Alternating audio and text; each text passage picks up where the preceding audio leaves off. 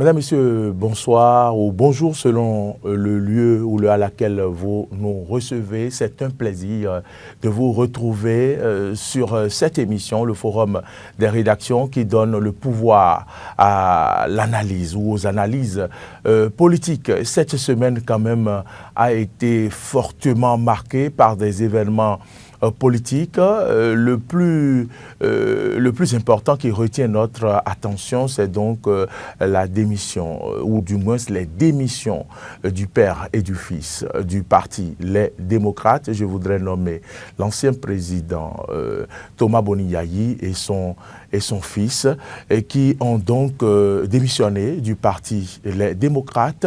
Nous allons, au cours de ce plateau, donc faire les analyses autour de cette démission. Qu'est-ce que cette démission apporte donc au parti Les Démocrates? Qu'est-ce que cette démission pourrait donc cacher? Nous allons essayer de nous aventurer sur les analyses avec nos analystes politiques sur ce plateau. Le thème est intitulé « Parti Les Démocrates, descente vertigineuse dans l'abîme ou possible résilience ». Mes débatteurs vont devoir donc croiser verbes et arguments afin de nous sortir tout ce qu'on peut retenir autour de cette démission et là, si il est possible d'aller vers une résilience au sein du parti et se repositionner sans Thomas Boni-Yayi et son fils sur l'échiquier politique national. Mesdames, Messieurs, c'est Marcel Yedo qui réalise ce plateau. C'est Gérard Moussa qui est au son. Aux côtés de Marcel Yedo, c'est Chancel Adjibi. Nous allons observer une courte pause pour installer les débatteurs.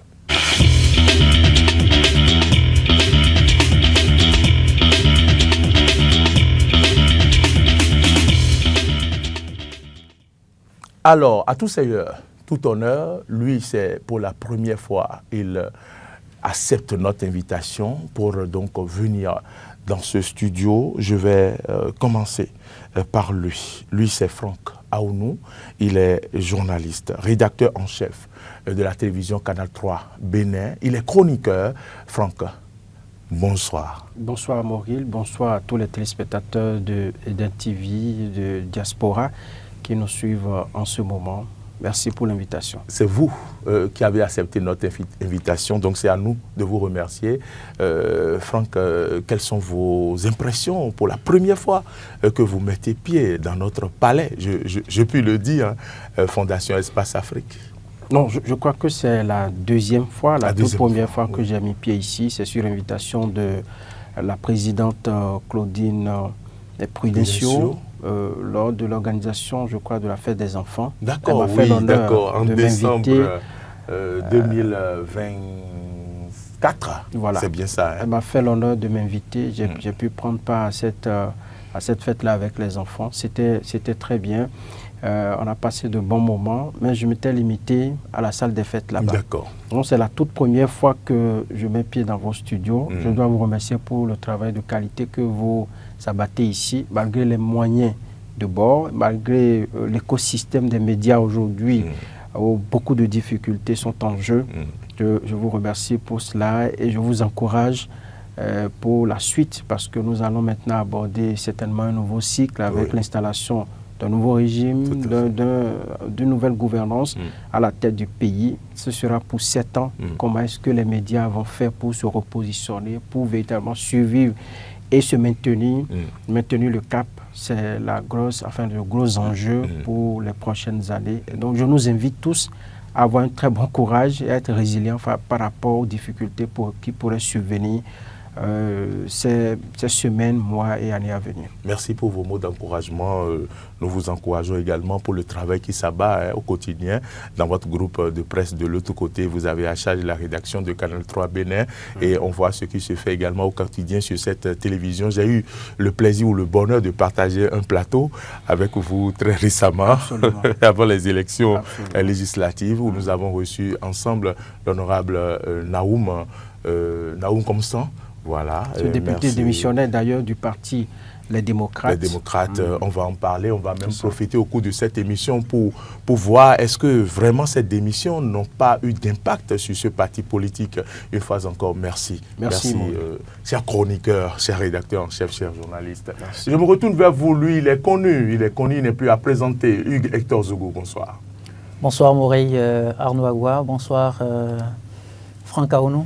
Bonsoir également aux téléspectateurs et à tous les auditeurs qui ont pris le rendez-vous du Forum des rédactions. Je rappelle que vous êtes journaliste, vous êtes analyste politique, vous êtes écrivain, vous êtes essayiste, vous êtes chroniqueur, vous êtes animateur d'émission, vous êtes, voilà, je ne vais pas citer votre CV. Merci une fois encore d'être présent sur ce plateau comme vous en avez l'habitude, Hugues Hector Zogo. On va y aller. Mesdames, Messieurs, après l'introduction, nous voici dans le débat, parti les démocrates, descente vertigineuse dans l'abîme ou possible résilience, c'est une interrogation. Oui, Franck Aounou, je démarre par vous. On sait que le parti Les Démocrates en a subi, en a vécu et on s'interroge aujourd'hui sur l'avenir de ce parti politique et à notre grande surprise, cette semaine donc, le président du parti, celui-là qui était à la tête du parti, a démissionné. Ma question, la voici, est-ce que Thomas Boni Yayi, à la tête du parti, les démocrates, a fait du bien à ce parti? Alors, merci Mauril. Avant d'en arriver même à cette interrogation, je voudrais faire remarquer que la démission du président Boni Yayi à la tête du parti Les Démocrates constitue un fait majeur dans le ciel politique béninois. C'est un fait majeur, parce que le parti Les Démocrates est la principale force de l'opposition dans notre pays. Évidemment, nous avons la FCBE également, qui est de l'opposition, qui part pour l'élection présidentielle prochaine. Et puis, nous avons son fils également qui a démissionné. Oui. Ce n'est pas anodin. Le père et le fils qui démissionnent au même moment, je pense que ça doit interpeller, disons, tous ceux qui sont observateurs de la vie politique et ceux qui s'intéressent à la vie de ce parti politique. Deuxième chose, c'est que nous avons, dans l'histoire récente de notre pays, observé que le parti Les Démocrates a traversé plusieurs situations difficiles, comme vous l'avez rappelé tout à l'heure. Oui. Il y a eu d'abord, depuis le congrès de Parakou, où Éric Oundete a été débarqué de la tête du parti. C'est depuis ce moment que les frustrations sont apparues.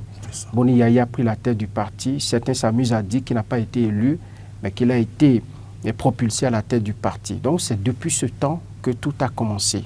On a eu des démissions, on a eu en interne des guerres de leadership, on a eu des divisions, il y a eu la formation des clans, il y a eu, disons, un environnement invivable au sein du parti.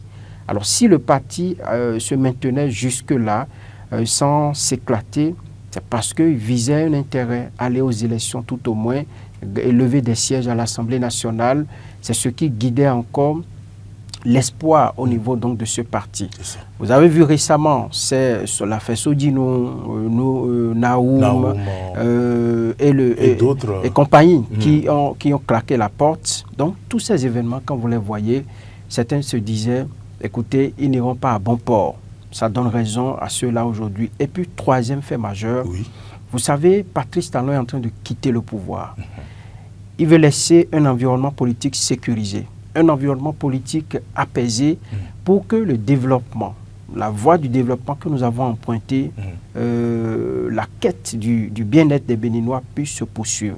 Alors, je ne vois pas un Patrice Talon partir en laissant encore ce terrain politique-là avec un loup de la politique comme Boni Yayi. Je veux dire qu'en politique, il peut avoir des manœuvres, il peut avoir, disons, des stratégies pour essayer de maîtriser un peu son adversaire. Donc, ce n'est pas du tout anodin. Quand je m'en tiens à ces faits que je viens d'évoquer, je pense que ce n'est pas du tout surprenant pour moi. Ce qui m'a surpris au niveau donc de cette démission, c'est le moment choisi pour le faire. Est-ce que ce n'était pas le bon moment ou... Allez questionner 10 Béninois, 9 vous diront que ce n'est pas le bon moment. Parce qu'en politique, il faut voir en face ceux avec qui vous partagez l'arène. Quand vous voyez un pouvoir aussi structuré, un pouvoir aussi robuste, un rouleau compresseur comme le régime de Patrice Talon, oui. On ne peut pas y aller avec la force. Disons la stratégie frontale que Boni Yayi utilisait jusque-là, qui lui a permis de pouvoir se maintenir un peu, de maintenir un peu le parti, les démocrates dans le système, ça ne gagne pas trop avec celui qu'on a. Peut-être que si c'était un challenger qui avait sa trempe, qui était comme lui, ça aurait marché parce que Boni Yayi, bon, vous savez, il lâche du lest un peu lorsque vous faites, si vous lui apportez un peu de la caution de ce que vous ne voulez pas trop le déranger.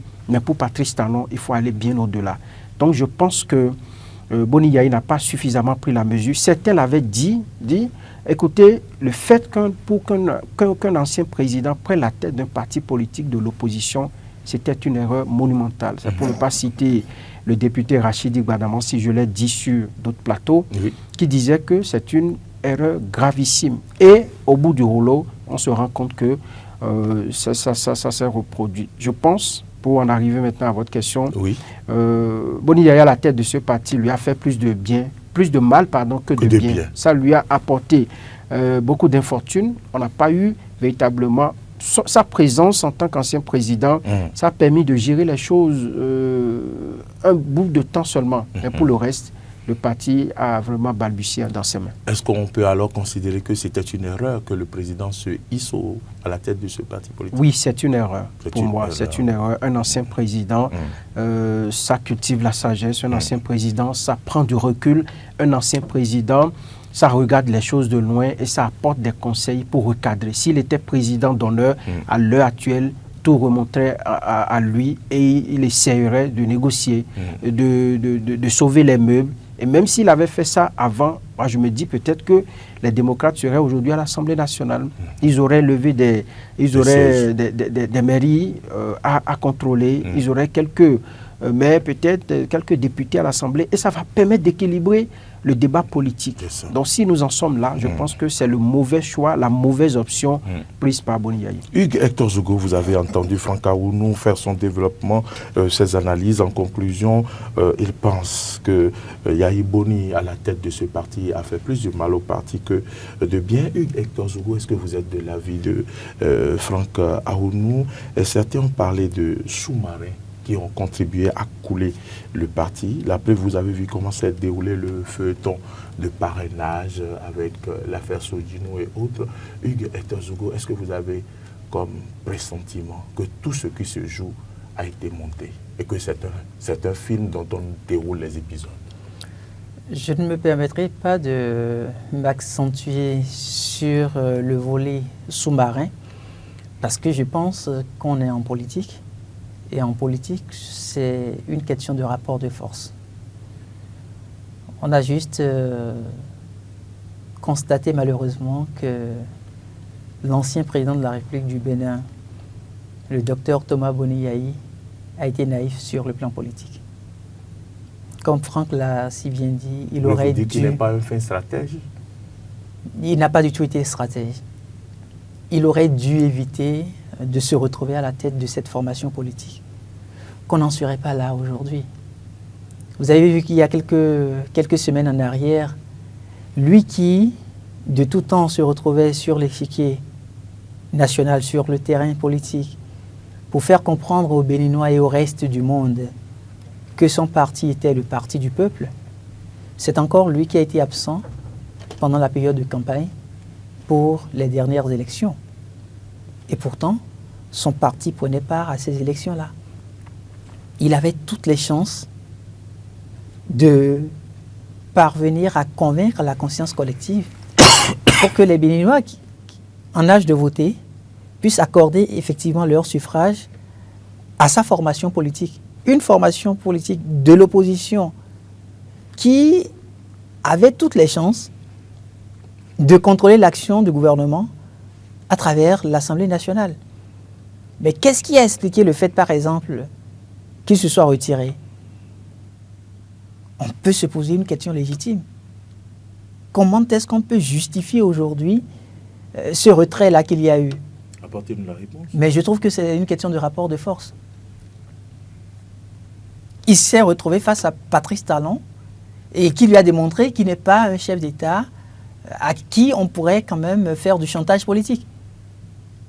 Vous aviez vu ça sortir par exemple à Dantokpa, où il s'est retrouvé face aux forces de sécurité publique. Un ancien chef d'État ne fait pas ça. Mais c'est parce qu'il s'est retrouvé dans le champ politique qu'il est allé à ce genre de situation-là. Donc il lui a manqué de sagesse. Je trouve que Boni Yayi a été si naïf sur tout le processus. Et le parti politique, les démocrates, en paient le prix. Quand on parle de sous-marins, on s'intéresse à ces députés démissionnaires-là. Mais de vous à moi, s'ils n'avaient pas démissionné, aujourd'hui seraient-ils à l'Assemblée nationale? En réalité, non. Qu'est-ce qu'on leur reproche? Et qu'est-ce que Boni Yayi fait aujourd'hui? Lui qui s'est retrouvé à demander à ces acteurs politiques-là de ne pas aller vers le camp d'en face, qu'est-ce qu'il fait aujourd'hui? Qui ne dit mot consent, dit-on. Du moment où il quitte la formation politique, les démocrates, qu'est-ce qu'il va offrir comme héritage politique à ceux-là qui l'ont suivi pendant une bonne période, qui ont fait des sacrifices et qui se sont dit, nous avons un avenir politique, nous voulons servir le Bénin, mais il faut que ça se fasse à partir d'une formation politique. Donc pour moi, Boni Yayi s'est mélangé les pédales. Plus tard, il se rend compte qu'il a en face de lui quelqu'un sur le plan politique qui est fin stratège, qui est plus éveillé, qui est plus autoritaire. Et l'étape à laquelle on se retrouve, il a échoué. Et la seule option qui lui restait, c'était de pouvoir démissionner. Et il vient de le faire. Franck Aounou, vous êtes analyste politique. Vous êtes analyste politique également, Hector Zogo. C'est le lieu, peut-être, de vous permettre de porter un regard sur ce qui justifie le fait que Thomas Boni Yayi est pris en quelque sorte entre griffes de partir en otage. Est-ce que ce n'est pas parce que c'est lui qui a la force financière? Est-ce que dans les partis politiques, les choses se font dans les règles de l'art? Est-ce qu'il n'y a pas des raisons qui font qu'ils l'ont laissé faire? Parce que sous d'autres cieux, peut-être, on n'aurait pas pu faire les choses de cette manière. Non, vous savez, quand Éric Rouneté, parce que moi j'ai échangé avec les membres du parti, pour que ce parti-là aille aux élections de 2023, il a fallu que Éric Rouneté, certains membres du parti, fassent quand même des démarches. Et en politique, c'est cela. Ce n'est pas parce que vous êtes ancien président que vous allez gagner tous les combats. Au passage, les gens ont raconté que Boni Yayi a toujours perdu tous les combats qu'il a menés avec Patrice Talon. Oui. Et ceci nous prouve encore que sur le plan politique, il n'a pas pu résister. Il a lâché le parti, il n'a pas pu tenir. Alors, lorsque, avant 2023, ils ont pu faire tout cela pour aller aux élections, votre présence à l'Assemblée nationale, c'est une porte ouverte pour, disons, pour mener des actions, pour poser des actes, pour être au cœur du débat politique. Qu'on le veuille ou non, c'est là-bas que se joue la politique du pays. C'est là où se font et se défendent les intrigues politiques. Et donc, quand ils ont tout fait et à l'arrivée, on n'a pas reconnu tous ces efforts à ceux qui étaient là avant. Boni Yayi, pour moi, s'est fourvoyé en décidant de venir en tant qu'ancien président, parce qu'il avait la même mise sur certains, notamment le jeune député de Kéoro, qui est un féru de Boni Yayi, il y a Noureni Achadé, il y a bien d'autres, Abibou Rukubu, il y a bien d'autres, il les maîtrisait. Donc, face au camp de Éric Rouneté, il ne faisait pas le poids. Donc, il a misé sur ces leviers-là pour venir à la tête du parti. Encore que la manne financière ne jouait plus trop dans le jeu politique au Bénin. Qu'il soit milliardaire ou pas, ce n'était pas le poids parce que il y avait le financement qui était alloué aux partis politiques. La loi a réglé ce problème-là pour éviter que nous ayons des partis qui sont sous l'emprise. Mais les démocrates clament qu'ils n'ont jamais reçu de financement. Non, ça, moi, je ne veux pas rentrer dans ce débat. S'ils n'ont jamais reçu, ils peuvent se plaindre au niveau des instances habilitées à trancher ces questions. S'ils ne nous ont rien dit, que nous n'avons aucune plainte devant des juridictions, c'est que pour nous, tout va bien. On ne va pas aller chercher des pouces sur la calvitie. Nous, on n'a pas les preuves de ce qu'ils disent. Parce qu'ils ne sont pas les seuls partis. Et les plaintes des autres côtés aussi, on n'en a pas reçu. Donc, quand je vois tout cela, et je me dis, Boni Yayi, à un moment donné, s'est senti un peu désœuvré. Il fallait revenir, parce qu'il aime la chose politique. Il a fait ça pendant 10 ans, et on sait qu'il n'a peut-être pas digéré le fait que ce soit son adversaire historique, Patrice Talon, qui soit venu prendre les rênes du pouvoir de ses propres mains. Il n'a jamais digéré. Donc, en venant, puisque bon, le parti Les Démocrates avait commencé quand même par faire quelques percées à l'Assemblée, les débats qui se faisaient, il s'est dit attention, il faut maintenant revenir dans le jeu pour tirer profit. Mais c'est sans compter avec les stratégies que peuvent développer les autres maillons de la chaîne. Je veux parler de ceux qui sont leurs adversaires, la mouvance, notamment Patrice Talon. Et mieux, c'est que les deux hommes discutent. Ils échangent. Patrice Talon l'a dit, c'est un secret de polichinelle. Les deux hommes discutent. Moi, je ne peux pas avoir un adversaire avec qui je discute et me retrouver dans cette situation. Non. Il faut négocier, il faut échanger, il faut trouver le juste milieu. Tu me donnes un peu, je te donne un peu. Tu me fais... Parce qu'au finish, c'est le pays qui compte. Ce n'est pas la personne de Boni Yayi, ce n'est pas la personne de Patrice Talon. La preuve, dans 2 mois, Patrice Talon va partir. Il va passer le témoin au président qui sera élu. Donc je pense qu'il n'a pas capitalisé son expérience à la tête de l'État. Il n'a pas capitalisé le pont qui existait entre lui et Patrice Talon, qui constituait les échanges réguliers et périodique qu'il tenait. Parce que quand il écrit au monsieur, je veux te rencontrer, monsieur le président, ils se voient et ils discutent. Et vous savez, lorsque ils se sont rencontrés dernièrement et Boni Yayi est sorti et a fait cette déclaration-là, moi je me suis dit que c'était terminé. Ah oui? Oui, parce qu'on ne discute pas avec un chef de l'État pour venir dire ça. Il veut que le pays soit pour lui seul. Vous dites tout ça et vous démissionnez. C'est un aveu d'échec, un aveu d'impuissance, un aveu, Hugues l'a dit tout à l'heure, c'est, disons, c'est de la naïveté en politique. Et après 10 ans, après avoir eu les clés du pouvoir pendant 10 ans, je suis surpris qu'on en arrive encore là avec le président Boni Yayi. Et c'est le parti qui en paie le loup tribut. C'est dommage parce que moi, j'aurais souhaité que ce parti-là continue l'aventure avec nous. Ça nous donnait un autre son de cloche. Ça nous permet, ça aiguillonnait le pouvoir pour ne pas tomber dans des erreurs, dans la facilité. Et si Talon a pu avoir ces résultats, il s'est dit, il ne faudrait pas que je tombe devant ces messieurs-là. Il ne faudrait pas que je leur donne raison. Aujourd'hui, ils ont laissé le terrain libre pour Patrice Talon et la mouvance. Et eux, ils voguent sur ça pour... Oui, c'est la politique. Si vous ne faites pas bien la politique, eh bien, les règles vont s'imposer à vous. Boni Yayi doit s'en prendre à lui-même. Il y a un jeune de Tchaourou que j'ai encore reçu aujourd'hui qui a claqué la porte un peu avant les élections. Mais il a dit beaucoup de choses. Et aujourd'hui, les faits lui donnent raison. Il dit, mais non, à l'intérieur, ça ne va pas. J'ai eu des confidences que même Boni Yayi ne dirigeait pas le parti, c'était Alassane Tigri. Parce que pour tous les dossiers, on dit allez voir Alassane Tigri, qui est bien derrière d'autres vice-présidents.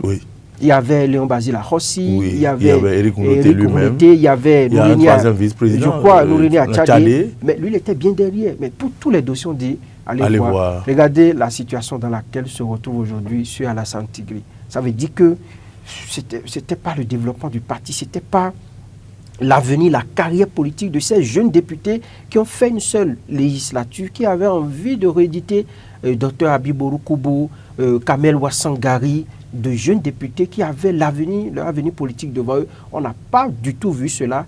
On a sacrifié, et cette déflagration qu'on a eu, la démission de Yayi et de son fils, sont venus maintenant véritablement enfoncer le parti. Je me Ah demande oui? comment... Ah oui, vous le dites comme ça? Oui. Vous pensez que le parti est enfoncé? Le parti est enfoncé parce que nous avons 7 ans devant nous. Je ne sais pas comment ils vont remonter la pente. Nous avons 7 ans et ils n'ont pas participé, à aucune élection pour être présents dans les instances de prise de décision politique. Ça va être véritablement compliqué. Ne me dites pas que le prochain président qui sera élu va leur dresser le tapis rouge pour dire venez, lui va en profiter évidemment. On va y revenir. Hugues Hector Zogo, est-ce que le parti, la flamme va s'éteindre ou la flamme est déjà éteinte? Est-ce que le parti pourra se relever puisqu'on apprend qu'il y a une rencontre et que d'autres parlent de 2 clans? Est-ce que le parti réussira? Les rescapés, comme vous les appelez, réussiront à colmater les brèches? Et si ça se fait, quelle position possible ces rescapés-là pourraient adopter? On ne va pas se leurrer, hein. Le parti est mort, définitivement. Parce qu'en réalité, ce qui aurait pu permettre à cette formation politique de nourrir encore la flamme de l'espérance, c'était les dernières élections auxquelles la formation a pu prendre part. Malheureusement, il n'y a pas eu de siège levé. Et Franck le disait, on a désormais 7 ans devant nous. Qu'est-ce que ces leaders-là feront pendant 7 ans pour que l'on arrive à dire la formation, les démocrates continuent d'exister? Je ne trouve pas. Ah bon? Parce qu'il faut regarder. Non, il n'y a pas. Possibilité. Il n'y a aucune basculement vers la mouvance. Possibilité. Supporter Wadaini, vous ne voyez pas. Vous savez, Patrice Talon est un chef d'État qui aime taper dans la fourmilière. On peut tout lui reprocher, mais c'est quelqu'un qui reste fidèle par rapport à sa propre conscience. Il n'est pas dans la gadoue. On a vu les militants de cette formation politique, même quand ils ont eu la chance de se retrouver à l'Assemblée nationale. Députés à l'Assemblée nationale, ils étaient là pour défendre les intérêts du peuple. Pas que les intérêts de leur formation politique. Mais il y avait des sujets sensibles, des sujets d'intérêt national sur lesquels ils auraient pu ne pas forcément porter la casquette d'opposant. Mais malheureusement, ils se sont retrouvés à n'adopter que la politique de la chaise vide. Vous pensez un instant que Patrice Talon, qui a pu subir tout ça, qui a pu malgré tout donner du sens à son mode de gouvernance face à toutes ces stratégies-là, puisse recommander à son dauphin demain de faire confiance à ces acteurs? Ce n'est pas évident. Prenez ne serait-ce que le cas de ceux-là qui ont déserté le parti à la dernière minute pour se retrouver du côté de la mouvance présidentielle. Vous n'avez pas vu qu'il y a eu de garde-fou dans la loi fondamentale de notre pays? Bien sûr. Ah oui. Mais vous pensez que ailleurs, vous pouvez le faire, mais chez nous, vous ne le faites pas. 7 ans, c'est long, mais 7 ans, ça passe vite. 7 ans, ça passe vite. 7 ans, ça passe vite, mais n'oubliez pas que Patrice Talon nous laisse un héritage. L'héritage de l'autorité d'État qui a été rétablie. Aujourd'hui, vous nourrissez une certaine fierté de dire « je suis citoyen béninois ». C'est comme le citoyen américain que vous voyez. Dès que vous entendez qu'il est américain, il y a une posture que vous adoptez vis-à-vis de sa personne, sans connaître même qui il est. Le simple fait de dire qu'il est américain vous oblige, vous, à pouvoir le respecter. C'est de la même manière que Patrice Talon, sous sa gouvernance pendant ces 10 années, est arrivé à travailler pour qu'on respecte le pour qu'on puisse respecter le citoyen béninois. Tout n'est pas rose. Il y a des choses sur lesquelles on ne sera forcément pas d'accord avec Patrice Talon. Mais, ne serait-ce que sur cet aspect, le citoyen béninois peut nourrir cette fierté d'appartenance. Et regardez qui est son ministre d'État à l'économie et aux finances, qui se retrouve à être son dauphin. Vous pensez un instant que, une fois élu président de la République, il va laisser les dossiers sans pouvoir mettre une certaine pression, sans pouvoir donner du contenu à sa gouvernance, sans pouvoir chercher à dépasser son prédécesseur, il va forcément chercher à incarner aussi sa gouvernance, pour qu'on puisse dire « Ah, mais au temps de Romuald Wadani, désormais président de la République, voici ce qu'on a pu gagner, voici ce que le Bénin a pu obtenir. » Et donc, à partir de ce moment-là, on ne perd pas du temps avec des personnes qui ne nourrissent forcément pas un amour pour la nation. Les élections sont pour le 12 avril prochain. Oui. Aujourd'hui, le parti est sans son président et son fils a démissionné. Est-ce qu'il n'y a pas possibilité que le parti fasse douter ceux qui pensent que le boulevard est ouvert en se concertant et peut-être en se ralliant au parti FCBE, en donnant un mot d'ordre, par exemple, pour que nous puissions assister à une farouche compétition? Vous n'y pensez pas? Nous étions dans un film et là, on verra bien la finalité. Parce que de manière éparse, les différents leaders vont chercher maintenant à se rallier au camp d'en face. Parce qu'ils n'ont plus rien. Vous prenez les mairies, ils ne sont pas présents. Vous prenez l'Assemblée nationale, ils ne sont pas là. Donc les instances de décision politique, ils ne sont pas là. À quel moment alors vont-ils surgir pour offrir un contenu politique? À quel moment le peuple béninois pourra prendre du temps à apprécier ce qu'ils ont comme offre politique? Ça n'existe plus. La seule formation ou les seules formations susceptibles de permettre au peuple béninois d'évaluer l'offre politique, ce sont les formations politiques de la mouvance présidentielle.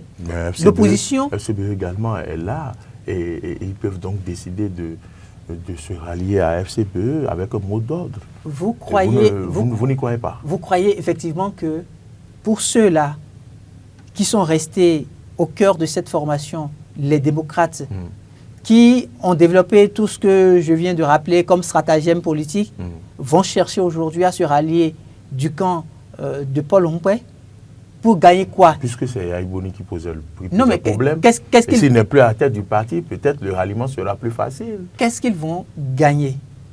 Pas pour devenir, pour faire une fusion dans ce parti, mais quand ils vont se retrouver du côté de Force Correspond et Bénin émergent, il n'y aura pas grand changement, puisque la formation n'a pas d'élus conseillers, la formation n'a pas de représentants à l'Assemblée nationale. Pour FCBE. Oui, c'est ce que je vous dis.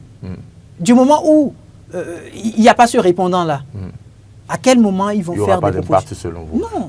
Franck, est-ce que lorsqu'on dit que 7 ans, c'est un peu long et que Hugues Zogo pense que le parti est mort, est-ce que, si je vous invitais à un exercice, est-ce qu'il n'y a pas possibilité que le parti revoie sa structuration et puisse donc tenir, même s'il faut faire des discussions sociales, puisqu'on parle de trêve politique, pour pouvoir donc faire le chemin vers, pour pouvoir faire les 7 ans? Ce que j'appelle la remontada dont vous parlez ne sera possible. C'est un exercice que je vous invite. Bien sûr, ne sera possible que si au niveau du parti, on met en jeu véritablement, disons, on tait un peu les divergences. Et qu'on fasse de la haute politique comme le camp d'en face le fait. La haute politique, c'est de dire, écoutez, voilà le point auquel nous sommes aujourd'hui, nous n'avons plus trop de marge de manœuvre, qu'est-ce qu'on fait? Il faut qu'on avance, il faut que nous existions, il faut qu'on maintienne le cap. Et là, même les options qui étaient difficiles à prendre, on doit les prendre. Je veux dire qu'il faut capitaliser cette situation dans laquelle se retrouve aujourd'hui le parti. Mais avant, moi je voudrais que ceux qui restent encore au niveau du parti s'assurent que Boni Yayi soit un conseiller, que Boni Yayi, que sa démission soit effective et qu'il soit, disons, une source Est-ce qu'on ne va pas revenir à la case départ si on le prenait pour un conseil? Parce que si on ne suivait pas ces conseils, ça pourrait encore amener à des crises. Alors que vous demandez de faire de la vraie politique. Au-delà de tout, il garde des liens avec des gens du parti. Non, sa démission, ça ne veut pas dire qu'ils sont devenus désormais des ennemis. C'est un père, c'est quelqu'un qui connaît la politique, qui a pratiqué le pouvoir d'État pendant 10 ans et qui connaît également... Mais on peut décider d'aller l'informer. Oui, on peut l'informer.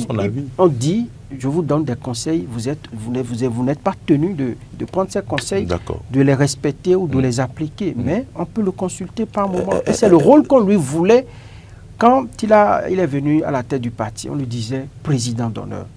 Aujourd'hui, il serait à l'aise de prendre son manteau, d'aller voir le président. Le parti se meurt, c'est un parti d'opposition, faisons quelque chose. En politique, ça se discute, ce n'est pas ce qu'ils viennent dire face caméra et micro, ce n'est pas du tout cela. Est-ce que vous êtes d'avis avec Hugues Hector Zogo que la flamme est éteinte? La flamme actuellement est éteinte. Et il revient à ceux qui sont encore dans le parti, aux vice-présidents, aux militants, de donner le sens qu'ils veulent encore à cette flamme-là. Parce que... Est-ce qu'il est possible de la rallumer? Parce que Hugues n'y voit pas d'issue. Non, c'est possible si, comme je l'ai dit, si il se rassoit pour se dire les vérités. On se parle cash, on dit, écoutez, voilà où nous en sommes. Ceux qui avaient souhaité que Boni Yayi soit là, je pense qu'ils doivent être un peu flexibles maintenant. Parce que c'est eux qui ont pris la mauvaise option. Et lorsque vous êtes dans un régime comme celui-là, un régime qui a travaillé, où les populations ont fait de lourds sacrifices, nous avons tous serré les ceintures dans ce pays.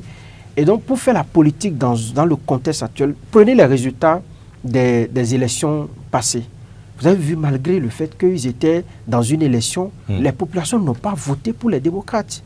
Le BE a fait de grandes percées. Le BE a pris, comme l'a dit un membre du BE, est allé prendre les renégats des démocrates pour remplir. Et c'est ça qui est tout. Et donc, quand moi je vois ça, je me dis, attention, le mal était, les populations voyaient déjà le mal venir depuis fort longtemps. Parce que c'était inconcevable que même dans la 8e, où on pense que c'est leur bastion, les résultats n'étaient pas aussi reluisants. À Perere, ils ont été battus par le BR. Dans bien d'autres localités où c'était le fief, ils n'ont pas fait de bons scores. Je ne sais pas pour ce qui est de Kéro, Wassapéonko, Kouandé et tout, je n'ai pas pu véritablement consulter les chiffres avant de venir ici. Mais c'est pour dire que la descente avait commencé déjà avant les élections. Même si Boni Yayi sortait, les gens ont vu et les autres sont allés vendre du concret sur le terrain. Et donc, quand vous êtes dans un contexte comme ça, vous devez laisser vos égos surdimensionnés, c'est moi qui suis ça, c'est moi qui... Parce que vous avez tout perdu là maintenant. En matière politique, où vous ne participez à aucune... Enfin, après une élection sur 3, il y a problème. Et la plus importante de ces élections, c'est la présidentielle. Ils n'ont pas pu s'entendre sur un candidat qui a été imposé, qui finalement s'est désisté, qui a rangé ses clics et qui a dit « je vais m'occuper de ce que je sais faire le mieux ». Je pense qu'il y a eu beaucoup de coups reçus par le parti de l'intérieur. Et certains l'avaient prédit, ils ont dit « l'implosion va venir de l'intérieur ».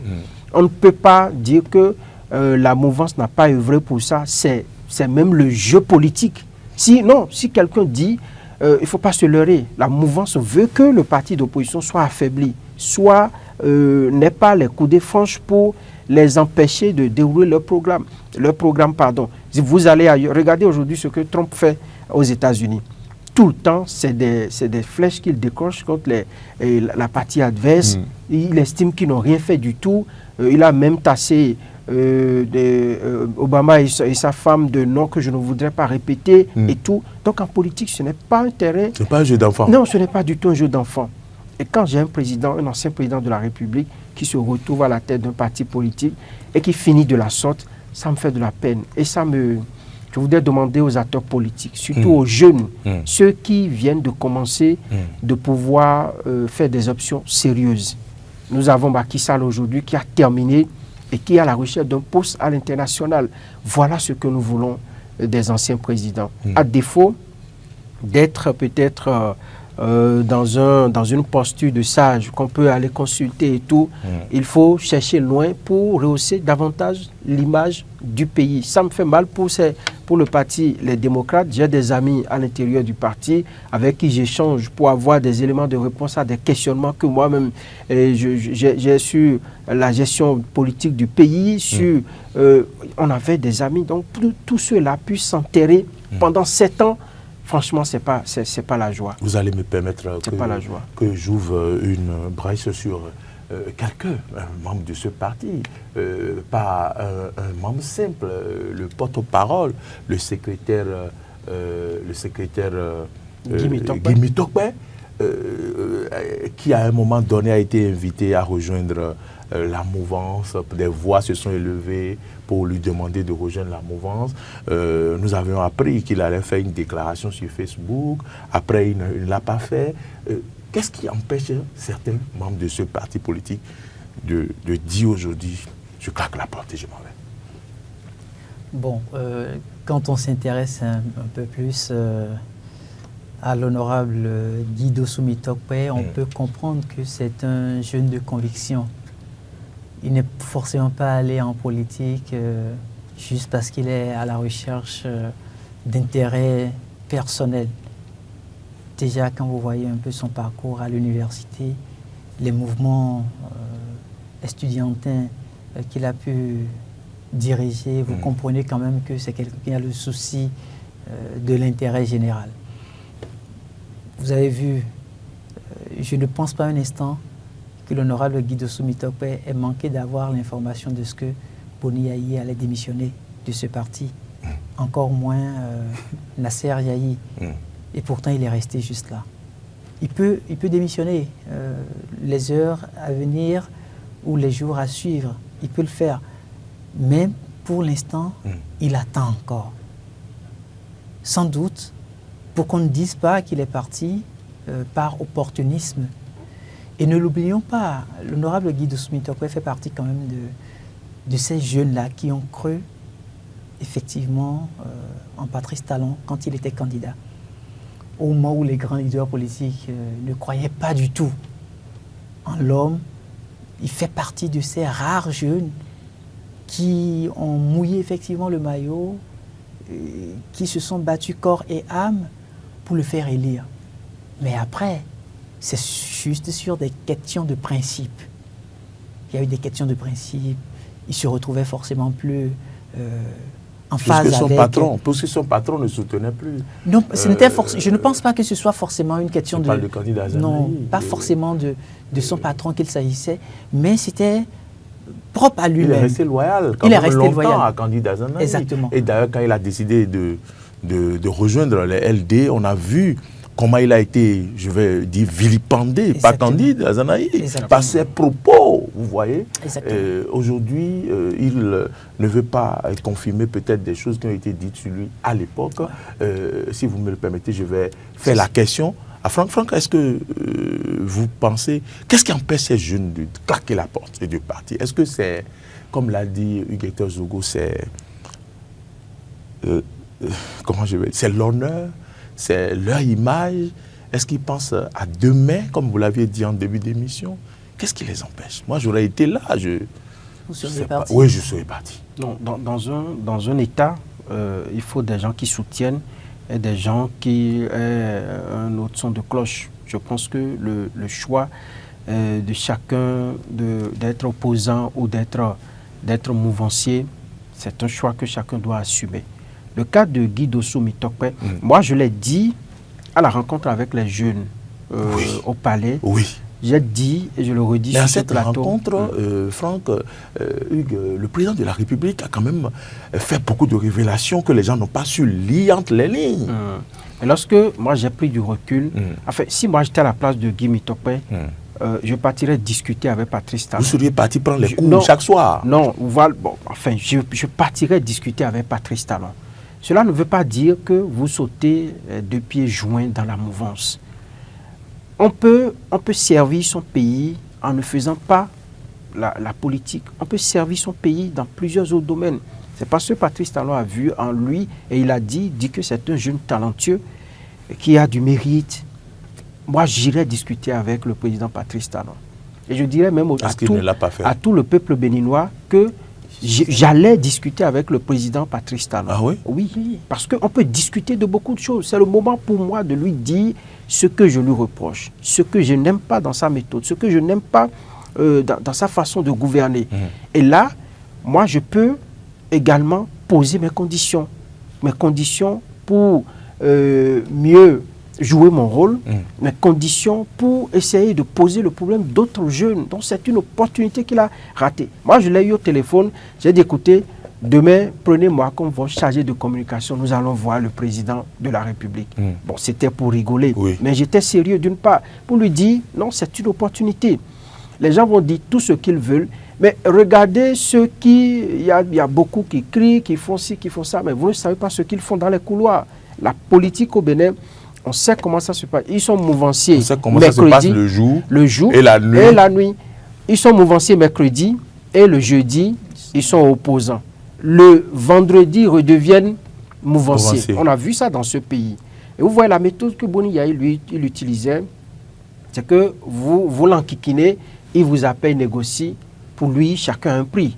Vous voyez les gens faire une déclaration aujourd'hui à 16h, déjà à 10h, entre 10h et 16h, il faut encore une autre déclaration. Patrice Talon, ce n'est pas du tout ça. C'est deux hommes diamétralement opposés. Donc, et c'est deux méthodes diamétralement opposées. Différentes. Quand vous êtes face à des gens comme ça, il faut anticiper, il faut avoir de la jugeote, il faut réfléchir 1000 fois avant d'agir. Donc pour moi, c'est une belle occasion que Guy Mitokpe a raté, sauf si on ne nous a pas dit qu'entre-temps, dans les coulisses, ils se sont vus pour discuter, parce que tout ne se dit pas sur la place publique. Mais, qu'à cela ne tienne, je pense que c'est une opportunité qui vient de s'offrir encore à ces jeunes.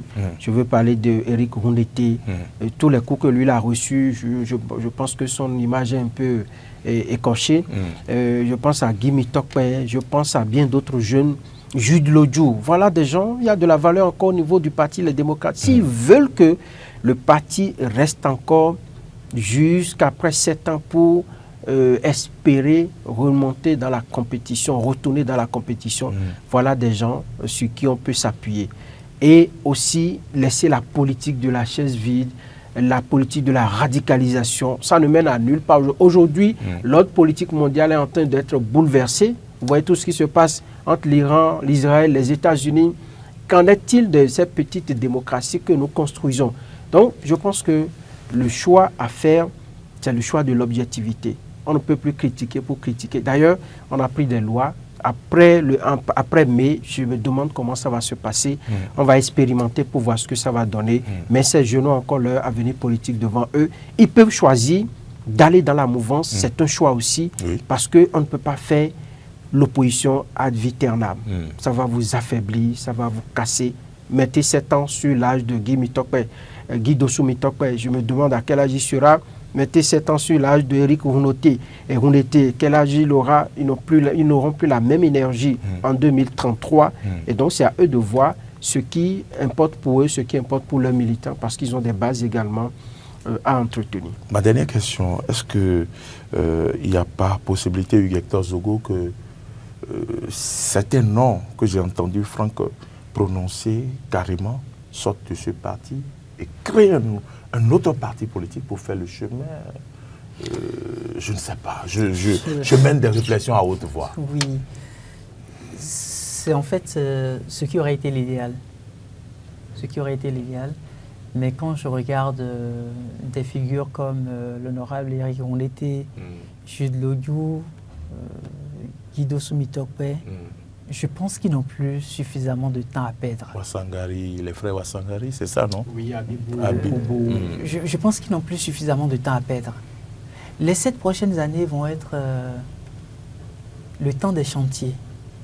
C'est vrai qu'on a trouvé que sous Patrice Talon, le Bénin a réalisé assez d'infrastructures, mais malheureusement, les 7 prochaines années vont être des temps de chantier où on va travailler plus sur l'humain. Le prochain chef d'État, le défi imminent qui s'impose à lui, c'est de pouvoir éduquer l'habitant à devenir un bon citoyen. Parce que c'est à cette seule condition-là qu'on pourra préserver les acquis qu'on a pu obtenir sous Patrice Talon. Et c'est également à cette seule condition-là qu'on pourra projeter autrement notre regard de citoyen sur l'avenir de notre pays. Vous avez vu, il y a le programme 2060 qui nous interpelle tous, interpelle notre conscience collective.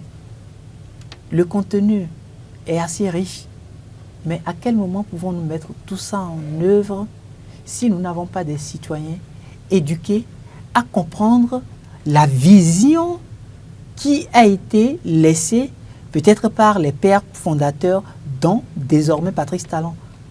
Donc il faut que nous puissions nous dire que ce n'est pas forcément dans un parti politique qu'on peut être utile. Et c'est en cela que je voudrais inviter. Oui, je voudrais quand même inviter ces figures-là, qui quand même ont été de grandes figures, qui ont apporté assez de contributions enrichissantes à notre processus démocratique en un moment donné. Je voulais quand même les inviter à reprendre du recul et à se poser la question de savoir en quoi seront-ils désormais utiles à notre pays, le Bénin. En quelques mots, à partir de ça, le parti Les Démocrates, descente vertigineuse dans l'abîme ou possible résilience? Je pense que le parti se retrouve désormais au cimetière. Merci, Hugues Zogo. C'est moi qui vous remercie. Franck? Alors, on peut descendre dans l'abîme et remonter. Je pense que tout dépend de l'objectif que poursuivent aujourd'hui ceux qui restent encore dans le parti. Mais pour le moment, le constat qui se fait, le parti est descendu dans l'abîme. Pour être résilient, il faut choisir d'autres, il faut faire de bonnes options, il faut se poser les bonnes questions et essayer de jouer sur ce qu'ils ont encore comme ressources. Et je voudrais, pour terminer, dire qu'après 10 ans, après avoir observé, parce que moi, de mon jeune âge, c'est le mandat que j'ai suivi véritablement de très près. Oui. Je pense que Patrice Talon, pour moi, est comme une énigme. Oui, que ceux qui veulent faire carrière en politique, je le dis en toute modestie, ça n'a rien à voir avec un point de vue partisan. Donc vous lui demandez d'ériger de sanctuaires politiques? Bien sûr, pour ceux qui veulent faire la politique, parce que voilà monsieur qui anticipe beaucoup. Voilà quelqu'un qui réfléchit. C'est une longueur d'avance. C'est un système de pensée qui apporte une rupture et qui a redéfini les jeux politiques. On ne peut plus faire la politique comme avant. Ça, c'est terminé. Et donc, je demande à ces jeunes qui veulent faire la politique... On ne peut plus faire la politique de quand vous allez à gauche, quand vous allez à droite. On ne peut faire cette politique. Non, ça, c'est fini, ça. Et il a réussi à transformer l'état d'esprit des Béninois, comme il a souvent souligné dans les premières phrases de son discours. Allez prendre tous les discours de Patrice Talon de 2016 à aujourd'hui. Voilà les premières fois, il dit l'état d'esprit des Béninois. Donc, l'énigme dont je parle, c'est le système de pensée qu'il a érigé, qui peut aider beaucoup les jeunes qui vont en politique. Donc, il faut chercher à résoudre cette énigme-là. Dès que vous la résolvez, vous allez trouver votre compte dedans et cela va vous aider en politique. Quel sera votre mot de la fin? Mon mot de la fin, c'est je souhaite vivement qu'à l'issue de cette réunion du Parti Les Démocrates, qu'on puisse avoir de bonnes résolutions. Je veux voir le parti, la principale force de l'opposition, rester dans le paysage politique de notre pays. Faire la politique de la construction, faire la politique du développement, faire la politique de promotion des jeunes, ne plus retourner dans les pensées médiévales où on dit l'opposant s'oppose. Non, ça c'est fini. L'opposant ne peut plus s'opposer à un moment où même au niveau mondial, la carte mondiale est en train de se redessiner. Est-ce que l'opposant peut faire accord de gouvernance avec la mouvance? Bon, c'est quelque chose. Et puis, Hugues a dit quelque chose de très important. Vous savez, si avant les élections, Patrice Talon disait de faire des accords de gouvernance. Si les LD avaient fait ça avec la FCBE, alors nous parlons, je pense qu'ils seraient loin. Ils ne seront pas dans une telle situation. J'invite les responsables du parti à véritablement laisser de côté leur ego pour penser à la survie du parti. Merci à vous, Franck. Merci d'être venu dans ce studio. Hugues, quelques mots pour finir Je vais souhaiter beaucoup de courage à tous ces acteurs-là qui avaient énormément cru en la personnalité de Boni Yayi et qui sont restés au niveau de cette formation politique, mais qui malheureusement nourrissent une certaine déception au regard de cette démission qui a été prononcée. Bonne chance à eux pour la suite. Merci à vous, Hugues-Hector Zogo. Merci à vous, Franck Aounou, d'être venu dans ce studio, apporter quand même vos analyses par rapport à cette situation politique que vit en ce moment le Parti Les Démocrates. Nous avons débattu de ce parti-là. On s'est interrogé sur une possible descente vertigineuse dans l'abîme ou possible résilience. Vous nous avez suivis, chacun a pu donc se faire son idée par rapport aux positions de nos analystes politiques ou tirer des conclusions personnelles à lui. Chacun saura désormais à quoi s'en tenir en attendant donc que nous puissions avoir l'information sur ces rencontres qui se jouent au sein du parti politique. Franck Aounou, il est journaliste, rédacteur en chef de Canal 3 Bénin, il est chroniqueur, il est analyste politique. Franck Aounou, merci d'être venu dans ce studio. Merci à tous. Hugues-Hector Zogo, il est journaliste, analyste politique également. Hugues-Hector Zogo, vous êtes écrivain, vous êtes essayiste. Merci d'être venu, merci d'avoir participé à cette émission. C'est un plaisir. C'est bien sûr Martial Yedo qui a réalisé cette belle émission, mais également Gérard Roussa et Chancel Adjibi étaient à ses côtés. Merci à toutes et à tous, mesdames, messieurs. Merci de nous avoir suivis. Partagez cette émission, likez et puis faites sans bon usage, surtout les recommandations. À très bientôt.